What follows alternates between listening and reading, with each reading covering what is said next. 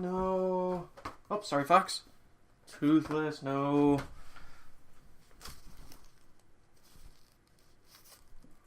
No.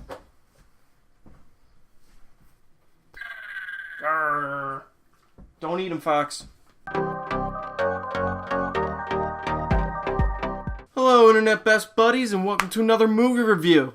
As always, I'm Ray, and today we're going to be reviewing one of my all-time favorite animated films, How to Train Your Dragon. Wait, that's really hot in here. Let me take my shirt off. Or my jacket.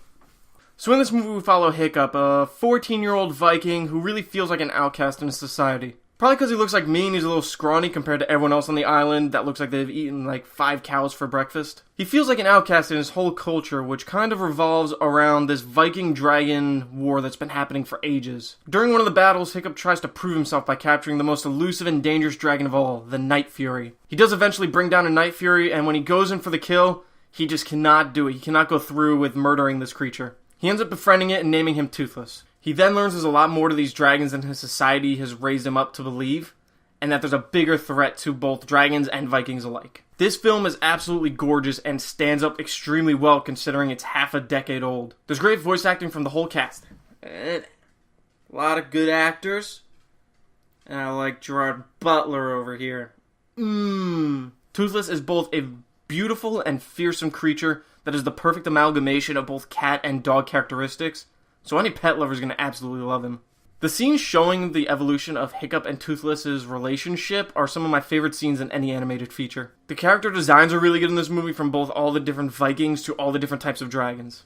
And the film is this perfectly paced, animated coming-of-age tale. How can I forget about the music of this movie? It is absolutely beautiful to listen to. The other really big positive for this film is that there's a lot of life lessons that everybody should learn, especially young children. You have the lesson of being true to yourself and not what others want or expect you to become. Another one is about being compassionate to both animals and humans alike. Honestly, my favorite lesson throughout the whole movie, and it's a slight spoiler, is that just because you are or become handicapped does not mean you're any lesser than you were before.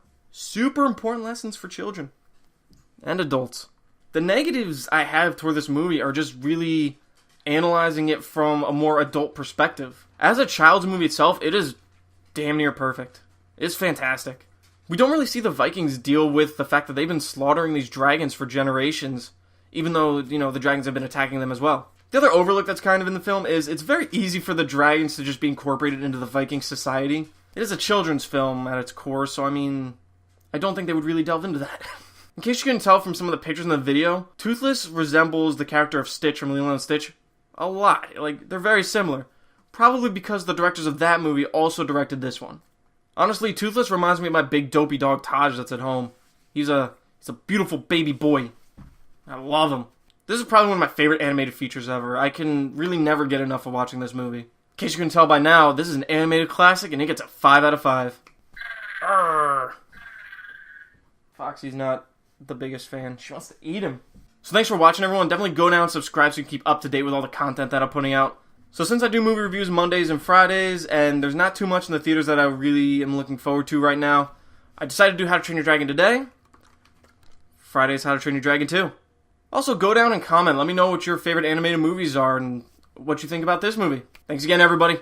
See ya.